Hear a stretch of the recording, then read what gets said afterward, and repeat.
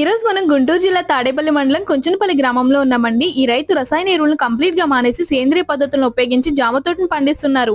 ఈ విధానం వల్ల సాయిల్ ప్యూర్ గా ఉంటుంది, ఫ్రూట్స్ కూడా ఎక్కువ రోజులు ఫ్రెష్ గా ఉంటాయి, ఇంకా మెయిన్ గా టేస్ట్ ఇంకా హెల్త్ పరంగా కూడా ఎంతో మేలు చేస్తాయి. ఈ రైతు పండించిన జామ పండ్లను మార్కెట్ లో అమ్ముకోవడానికి కష్టపడాల్సిన అవసరం కూడా లేదండి. ఎందుకంటే తోటకి కస్టమర్స్ నేరుగా వచ్చి తమకు కావాల్సిన ఫ్రూట్స్ ను సెలెక్ట్ చేసుకుని తూకం వేయించుకుని అక్కడికక్కడే డబ్బులు చెల్లించి తీసుకెళ్లిపోతున్నారు.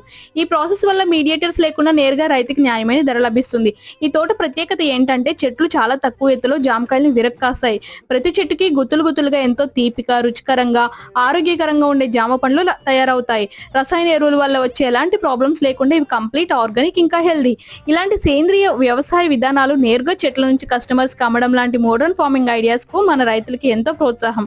మీకు ఈ వీడియో నచ్చిందా అయితే లైక్ చేయండి, కమెంట్ చేయండి. ఇంకా ఇలాంటి మరెన్నో ఆసక్తికరమైన విషయాల కోసం మన ఛానల్ అంజలి మోటూరి వ్లాగ్స్ ని సబ్స్క్రైబ్ చేయడం మర్చిపోవద్దు. మరొక ఇంట్రెస్టింగ్ వీడియోతో